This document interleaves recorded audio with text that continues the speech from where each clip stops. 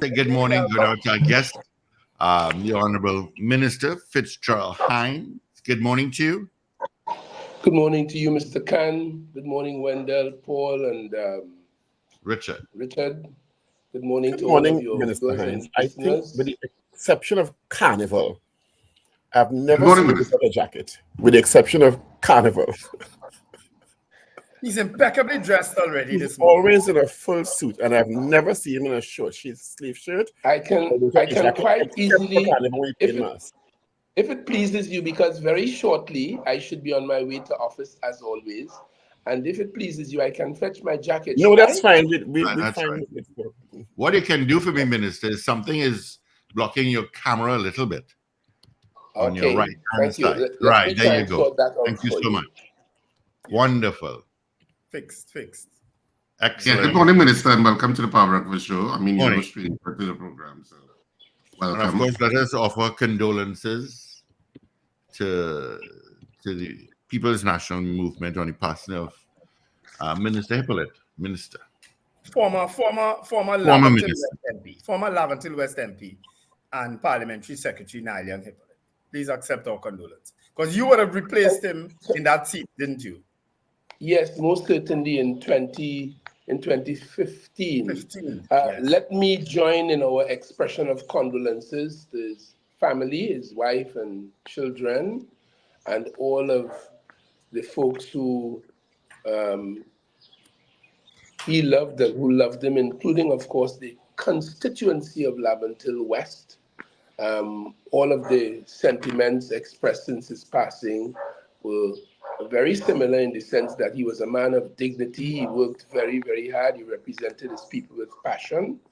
And I join you all, I join Trinidad and Tobago in expressing condolences to all of his family and, of course, to the PNM, because we are just one big family as well. Thank you very much. Mhm. Condolences. Minister, would you care to weigh in on our question this morning? I would Should be the happy laws to. be amended regarding parents' use of corporal punishment to discipline their children?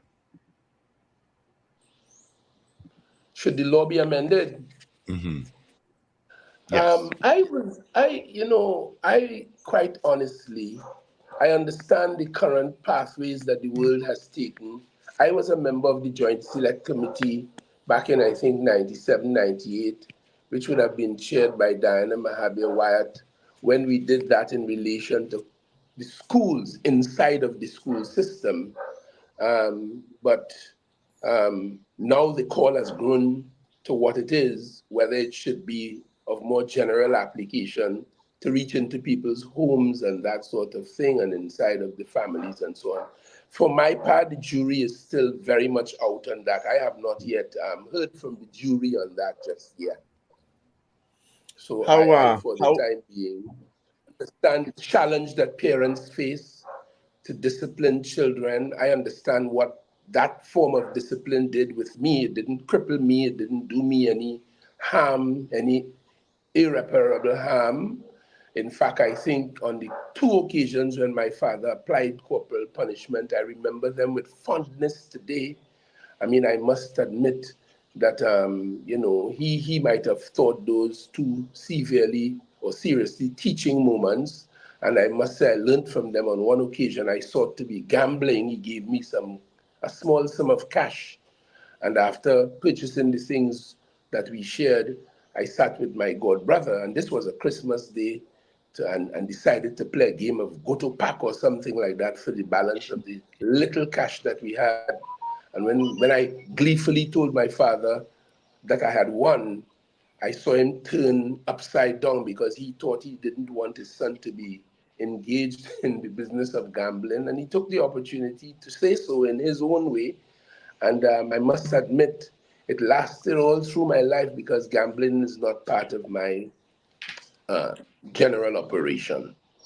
Thank you for So that. what, Minister, can you give us an update on, if you have any information, on the kidnapping of this 33-year-old businessman, Mr. Ramnarayan, and what are your thoughts on the seeming, I don't want to say resurgence, but the two high-profile kidnappings. Well, 3, because one was Miss Hussein was fortunately ended properly, well, safely a couple of months ago. But now we've had one where someone was killed after a ransom was demanded, and one where someone is still his whereabouts unknown.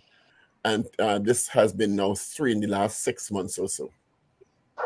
Well, before I say that, just for completeness, let me say, at the same time, in respect of corporal punishment from parents and guardians, I do not expect, it is not desirable, because some people lose control of themselves in their anger or feigned anger and get to the point of high levels of brutality, which of course is not required. So I do understand the balance that has to be struck in the discussion, but as I said, the jury is very well out for me.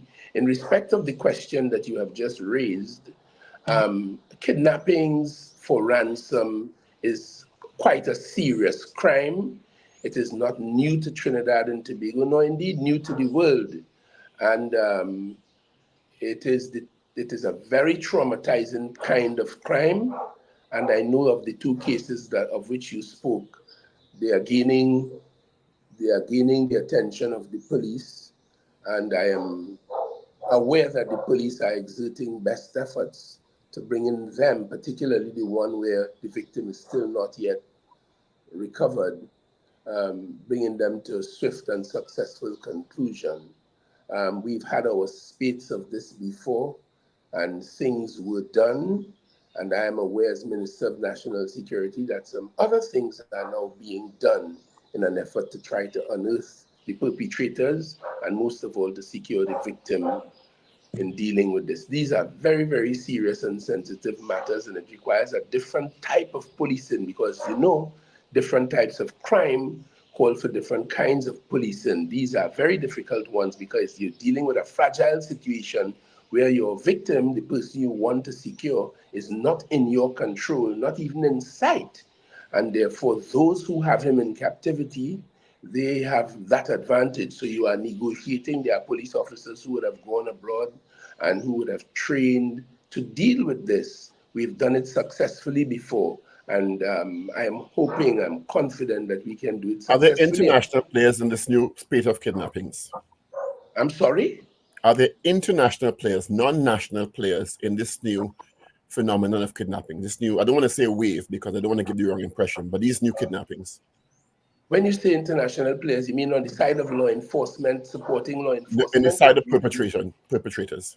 Well, one at this point, one doesn't know because no one has been charged for the offenses yet. As I said, the police are engaged in their inquiries and their pursuit of the victim. So that is yet to be determined. But as I said recently to the national community, while most of the crimes that we traumatize over and justifiably so in Trinidad and Tobago have been perpetrated by nationals of Trinidad and Tobago, there are cases where foreign nationals have committed serious crime in Trinidad and Tobago. And of course, there are cases where Trinidadians and Tobagonians go in other countries and commit very serious crime. In this day of the hitman, it is not unheard of that a hitman leaves one country and goes to do a job in another country. So it is possible, but the police have not yet determined that as a fact just yet. Well, many years ago, we had a problem with kidnapping, and we got it under control in terms of I think the agency back then was sought that that particularly looked at that issue and managed to make really serious inroads, bringing it down to virtually non-existent, at least for a couple of years or so. But now that we have seen a resurgence, I'm not afraid to say use the word like Paul.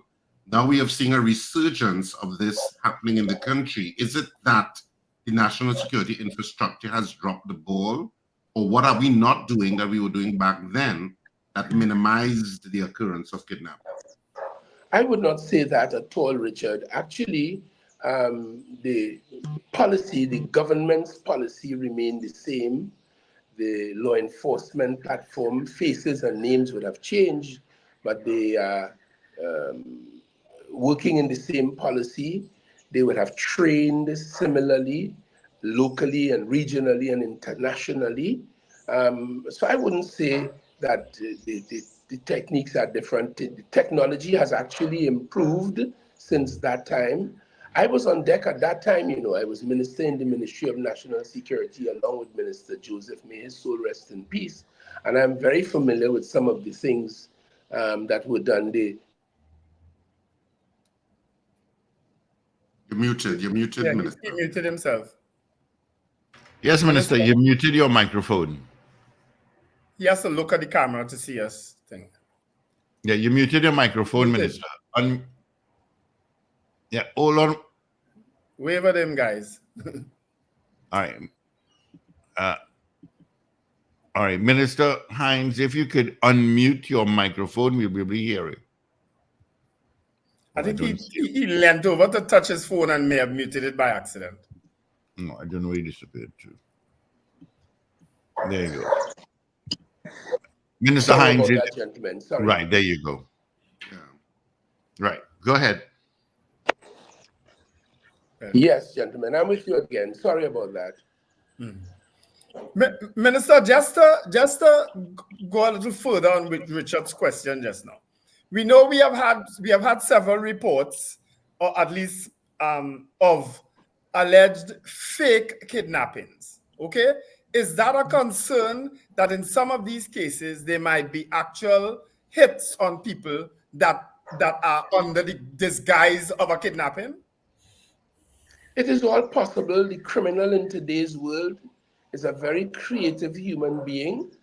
The workings of the human mind are what they were, and in some cases we've seen that stranger things actually, Wendell. So it is quite possible. But again, as I said, the particular matter or matters of which reference was made a while ago are being investigated, and the facts will become clearer when that is resolved. But it is very possible that that can be the case. The one prior to the one that is being investigated now, a ransom was negotiated, and with the family, I am advised, and eventually the man was still found dead. Yeah. So you have all of these nuances. I don't want to comment. I should not comment more wholesomely on those matters, because those are facts to be determined by the investigators. So like you, I must wait. But I do know that they are in pursuit of this. And as I said earlier, I pray that they get to the bottom of this quickly. And you see, there's a deterrent element when you resolve these things very quickly and positively and wrap it up and arrest people, like in the previous one, not the last one on the investigation now, which yielded 2 police officers. That is very, very important, because detection of crime, swift resolution of these crimes, and ensuring that the criminals do not benefit from the crime financially, it is very important as a deterrent in itself. And I think that is probably what we would have seen in that time, back in 2005-06, when we had that problem, when SAUTT treated with the matter. How concerned Minister, should we be? Sorry, let me just finish this point, Richard. How concerned then should we be in light of that particular kidnapping of Mr. Kunj Bihari that ended in murder? How concerned should we be of police officers using the equipment at their disposal to commit such crimes? How concerned should we be? Because we have not really heard anything from the police except a change in uniform and so on. How concerned should we be? Very concerned, because the facts in the previous one revealed 2 police officers. And in Trinidad and Tobago, in our history, in our policing history, for decades, since the 40s, the 50s, all the way through to today, yes, we have found that police officers, trained and paid and sworn, have committed all kinds of crimes. I don't think there's a particular crime for which some police officer over those many decades have not been charged. And that is not unique to the Trinidad and Tobago Police Service. In fact, as you would have heard me say, speaking to you, crime is a function of the sinful, greedy, bullish nature of the human being. And whether he's a police officer, a teacher, a radio presenter, we are all vulnerable to committing crime and certainly all vulnerable as victims. But we have to be concerned because to whom much is given, much is expected. When we swear in and we enlist and we pay persons to protect us, and it turns out that they get involved in other things, then it is very, very disturbing. It is not new to us, and we treat with it as happened in the previous matter, where they are charged and they're before the court and the law must take its course. I mean, we have many cases of police officers committing crime. I think recently, yeah, we have many cases of that. So, you know. But with that said, And the recent order from the commissioner about the return of tactical uniforms because of the situation where fake or real police have been seemingly committing crimes using police uniforms, using tactical uniforms, pulling up in black cars with blue lights. Is that an indication that the police service feels that there has been the misuse of those uniforms by some officers? And what about the next phase of rooting out those officers? Because taking all the tactical uniforms out of the system is one phase, but the officers who are prone to committing those egregious acts will still be in the service. Well, I took the trouble to find out, to inquire, and I am told from a respected and authorized spokesperson for the Trinidad and Tobago Police Service that even in the last kidnapping, where issues of the tactical unit resembling that of the police officer arose, there has been no confirmation that it was actually police uniform. And in many cases where this discussion, and this discussion is not new, we've been here before, it is not demonstrated that it was actually police issued uniforms. What you have is a case of kit resembling that of the police. So the matter that is in front of us now,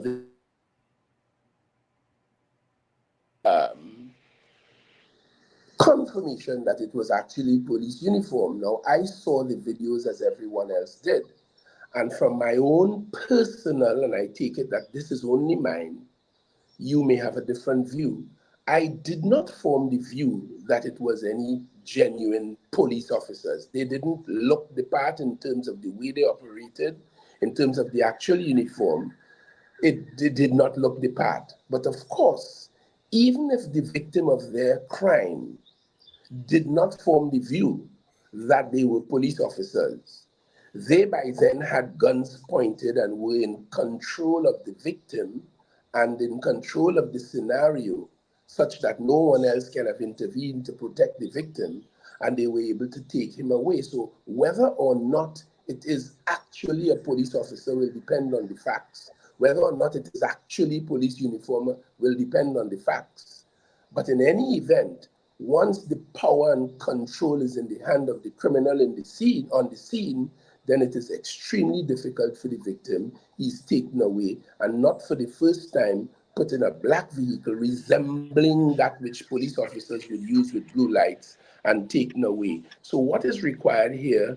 Well, of course, the issue of the uniform is very, very important. And there is, of course, a crime when it comes to impersonating police officers, as you would know, a fundamental offense. I heard only last week in an interview with you all, a former commissioner was advising that the society and the police in particular ought not to pay attention to the issue around the uniform.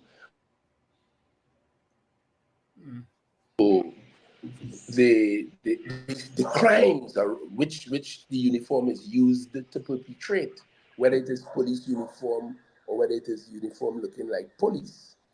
But I think the basic offense, because you can find someone, and the way the law is written in section 62, it takes into account, even if you are not wearing it and it is found in your possession at your home, or even if you are wearing it but not engaged in a crime, it is a standalone offense, and I think that makes great sense. So there is a standalone offense where you pay up to 30,000, and there's a term of imprisonment as well in Section 62 for having what appears to be police uniform and using it in a manner to perpetrate crime, or at the least to hold out that you are a police officer. That is what impersonation is. So Yeah. I support the fact that it is a standalone crime and it is important. And of course, if other crimes are committed using it or around it, well, certainly on the facts, on the evidence, persons have been charged and should be charged for additional criminal offenses, whether it's firearm or robbery or kidnapping or so. That depends on the facts, and then they will be charged, and they have been charged for additional offenses. I don't disagree with anything that you said there, Minister. But the issue of the police commissioner or whoever, and I have to say it's the police commissioner, sending out that memorandum of changing the units that can utilize that uniform, I felt, in my opinion, was a simplistic approach to the issue. The issue of dissuading people using uniforms is to catch them. That's the greatest dissuader to criminal activity, that you will be caught and you will be held accountable. And I don't know if you can frame this within all of the money that the Ministry of National Security has been allocated over the years, and the new camera network that was rolled out or is currently being rolled out. You have vehicles with flashing blue lights, people dressed in uniforms. The vehicles leave. At some point, they must get on roads where there are cameras, because Trinidad and Tobago has a finite amount of roads, and certainly you must get onto a main road, a highway of some sort, in terms of whatever criminal activity you have done. And sometimes I think citizens are a little bewildered as to whether those cameras are actually working, one, and whether there is real-time monitoring and following of vehicles in terms of solving of crimes. This is just one incident, but I go to the point that the issue of changing the uniforms is a kind of rote response that doesn't, to me, make sense, because no uniform has a magical quality of it that it can't be reproduced. So it means that the issues of reproduction of police uniforms can occur again unless you start catching and holding people accountable. Then people will say, look, it's a bad idea because I will be caught. And that's where I think it needs to be focused. But if you could address the issue of whether the technology is really making a difference, because for a lot of the citizens, they don't feel that it is. Mm-hmm. Yeah, well, I can testify to the fact that the technology is making difference. It has, improved as a technique that the police use in order to assist in dealing with crime. But of course, I agree entirely with you that it is catching them and detecting the offense and catching the criminals. That's the greatest deterrent. And this is why the way the system is structured, the police commissioner, she has jurisdiction for hiring and firing over all officers from the rank of assistant commissioner down to the last joint recruit. The law provides for that. The Constitution provides for that. And of course, the Police Service Commission has that similar jurisdiction in relation to the commissioner and the deputies.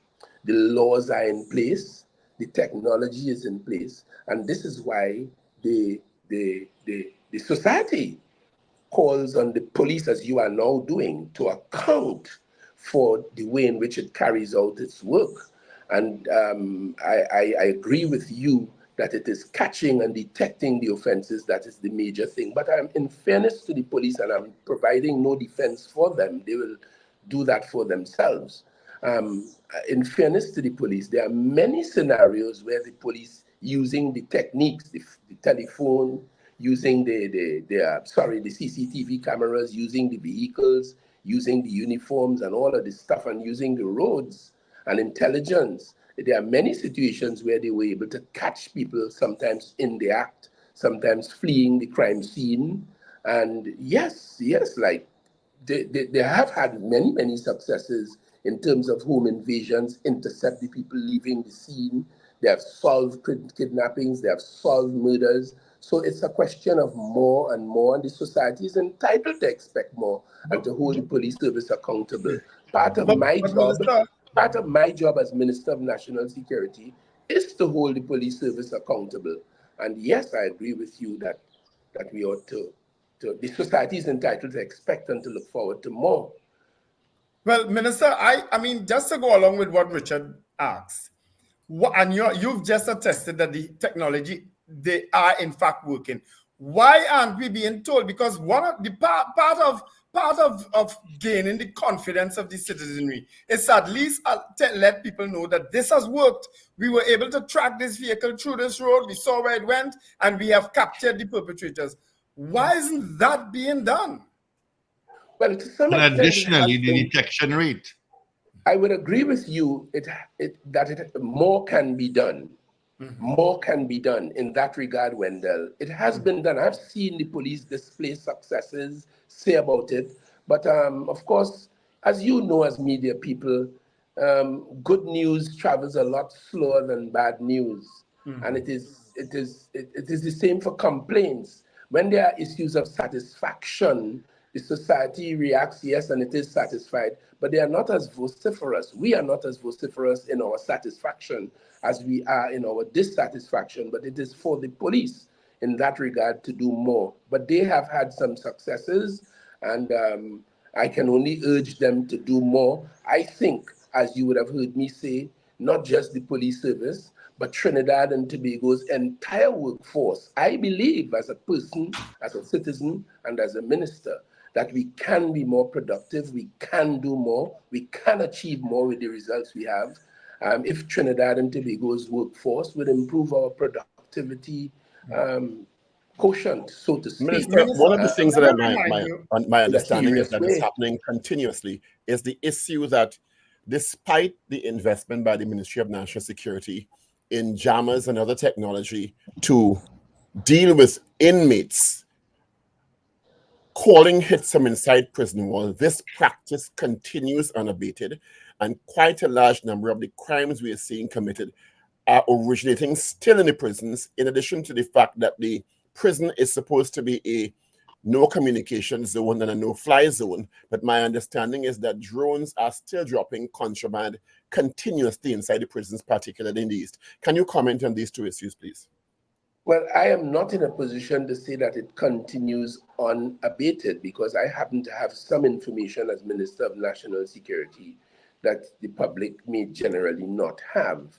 So I would not say that it has continued unabated. I have seen and I'm told in regular reports of the impact of the technology and the inability to communicate in the way you have described in many, many situations and cases. Yes, there is an increase in, and you see, as you improve one aspect of the security platform, the criminals move and improve their techniques in the next. So it's always a game of catch up, and in some cases there's some anticipation and you put things in place. So yes, we have seen more frequent use of drones, and that's because other ways have proven to be a little more difficult.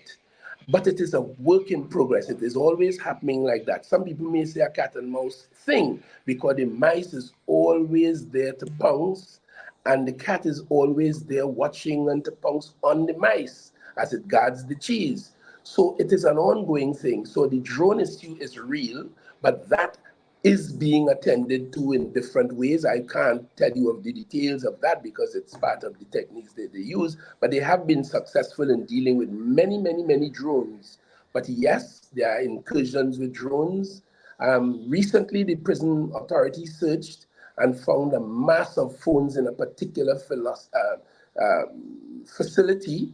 From me, what I learned from that, it is that with all of the technology you have, the question of integrity and the individual, we spent money on a 360 radar system, but one officer without integrity might be able to turn a blind eye and render that expensive equipment useless if he or she is compromised.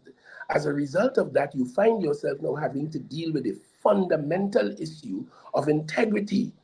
And that is to say, police officers understanding that the public pays and they are sworn to behave in a certain way, and they must do that. So one of the things we did recently is to go to Parliament with an integrity and other modern means of integrity testing for prison officers, police officers, fire officers across the gamut. Paul, you would know, because you would have dealt with this in another place and supported it. And now the work is ongoing as you do more and more to secure integrity, because when they did the search and they found out is that probably getting calls. Yeah, somebody keep calling yes, his phone. That's why. not somebody's public life is like that, gentlemen. I figured that was. It is I not figured easy. that was And happening. the only time you have a zone of peace is the 4.5 hours that you sleep during the night. And when you get up, you look on the phone and you see that there were Well, calls through the that's night. part of the job. The issue of integrity testing, I wanted to ask one question before we have to end about if you have concerns about police officers engaging in what is described as moonlighting. I know the protocol is that the commissioner must approve officers, for example, doing private security work or having interest in, for instance, bars, which I understand is quite, I don't want to say prevalent, but an issue. Do you have concerns about these kinds of potential conflict areas where officers are concerned? If you are speaking about the most recent incident with the police sergeant, who unfortunately, and I extend condolences to his family and the police service as well, who lost his life, there's a suggestion that he was what you call moonlighting. That particular officer was, I am told, on suspension. But even if an officer is not in suspension, the law permits the commissioner to grant permission to officers of the police service to conduct other business once the commissioner is satisfied that it will not affect their performance of their police duties. And over the years, officers have been so authorized. Within recent times, we, the government, recognizing this, raised the issue with the police service and expressed our concerns about that, particularly when the society is quite justifiably calling for more of the police. That was done, and that matter is under review and treatment by to say to you, I hold you all directly accountable. I saw a video recently on social media where you had former Commissioner Gary Griffith. And as far as I'm concerned, as I listened to that interview, I spared a little time because my approach has been to ignore him as a time-wasting nuisance sometimes. But on that occasion, and I'm happy that I did, I decided to listen to a bit of it. And the more I listened, the more I heard untruths and perhaps downright lies. And I hold you all accountable for that, because when you all have information to share with your listening public like this morning, I think you all need to call serious people. Mr. James Filbert, who in that interview I heard this Gary Griffith casting snide criticisms and remarks on about a national award. I mean, it's so undignified and classless, especially when it is not founded in truth. You have James Filbert alive, you have Mr. Williams alive, you have Mr. Jacob alive, you have Mr. Snaggs alive, you have Well, Mr. you use your good Trevor alive. office to have them acquiesce to interviews, Minister. Yeah. I will, if I don't think it We've been necessary. trying to get them on without success. Minister, yeah, exactly. We have tried and they have said no. We have tried and they refuse to answer their phone. But I don't know that the minister could coerce former commissioners. He don't I have to never said instruct them. coerce. I said Correct. invite and encourage. But they are all men of some dignity who I respect, and we share mutual respect. And I will take the trouble to reach out to them and mention what you have. But in the course of that discussion, I saw this former yapping, noisy, undignified, in my view, frankly speaking, commissioner. Minister behave. We stop him when Listen, he speaks ill about people too. Let me just say this, right? And I heard him go on at least 3 occasions, and I thought he should have been stopped or thrown out. But in any event, he displayed a police badge.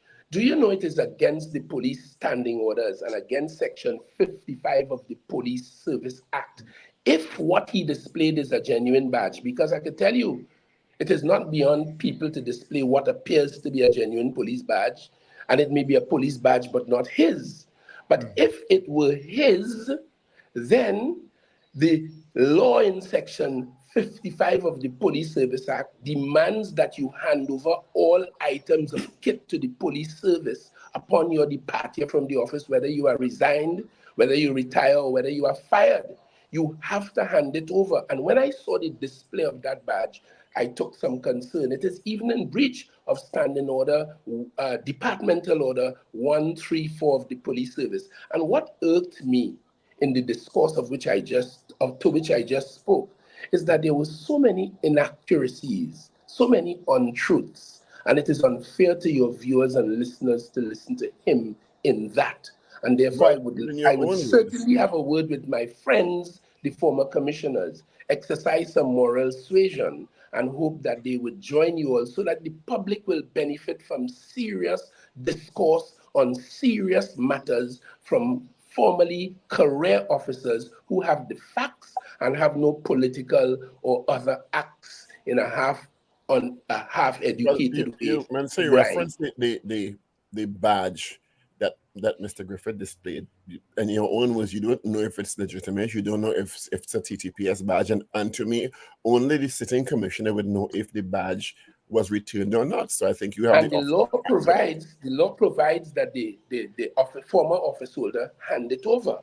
And the law provides for criminal offense if that's not done. And the law provides that a warrant could be well, there's a lot of ifs in there because you don't seem to know if it was legitimate, if it was handed over or not. Well, I'm just telling you, there's no ifs in what I've just said. I'm telling you what the law provides. I'm not talking about the law. I'm talking about the badge that was displayed. Do you know if it is a badge? I can't know. I didn't have sufficient sight of it to know whether it is an authentic badge and whether it is his or whether it's an authentic badge belonging to another police officer who may have. I have no idea, but I do know that a police badge ought to be handed along with other items of kit back to the police service. Well, wouldn't the commissioner know that, the sitting commissioner?